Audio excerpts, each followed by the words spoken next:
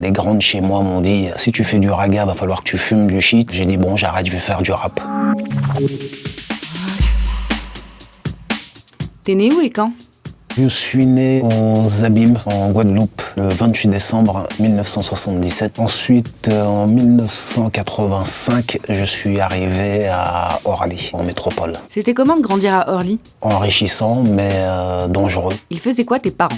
Mon père était chauffeur de taxi, et il l'est toujours, à Miami aujourd'hui. Ma mère a fait à peu près tous les petits boulots possibles. Tu regardais quoi comme dessin animé quand t'étais petit ? Ken, le survivant, Goldorak, Petit Rémi sans famille. T'avais quoi comme poster dans ta chambre ? J'avais même des posters de Malcolm X, des posters de Public Enemy, tout le rap américain des années 80-90. T'as passé quel bac ?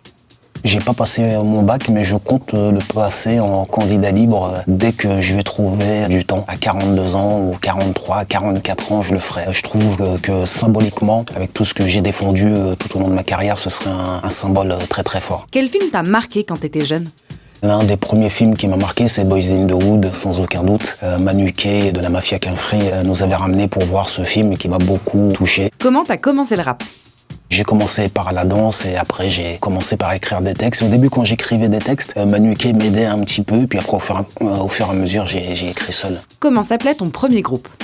Mon premier groupe s'appelait Idéal J comme Idéal Junior. Après, le J est devenu Idéal Juice et après, c'est devenu Idéal tout court, quoi. Selon toi, lequel de tes morceaux a eu le plus d'impact ? L'album qui m'a donné une place particulière dans le cœur des gens, c'est l'album Si c'était à refaire, avec notamment le morceau 28 décembre 77, dans lequel je raconte toute mon histoire depuis mon arrivée en France. Comment as-tu rencontré Leila Si ?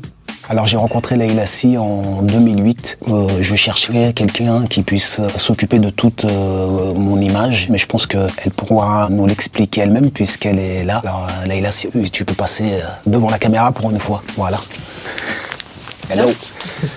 Girl. Et toi Leila, comment as-tu rencontré Kerry ? Si je suis là aujourd'hui, c'est quand même grâce à lui, qui est donc la première personne à m'avoir donné ma chance avec le clip vidéo Le combat continue part 3 et qui aujourd'hui m'emmène avec lui vers mon rêve absolu, c'est-à-dire le long métrage, la fiction. Ça parle de quoi, Banlieusard ?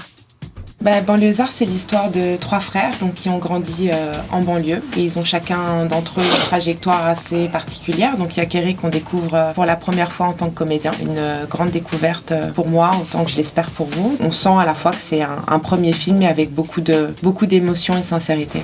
Yeah. Leila, comment tu décrirais Kerry ? Moi, ce que je trouve assez formidable, c'est ce qu'il défend. Je pense que ça le dépasse même parfois. Je le place dans une frise historique qui nous dépasse un peu tous. Mais pour moi, c'est vraiment un grand monsieur et j'ai la chance d'être là aujourd'hui à ses côtés. Merci. Tu faisais quoi avant cette interview ? J'étais chez moi, j'ai pris une douche, fait quelques pompes. Et tu vas faire quoi ensuite ? On a encore beaucoup de promos et j'espère pouvoir aller au sport. C'est quoi les projets à venir ?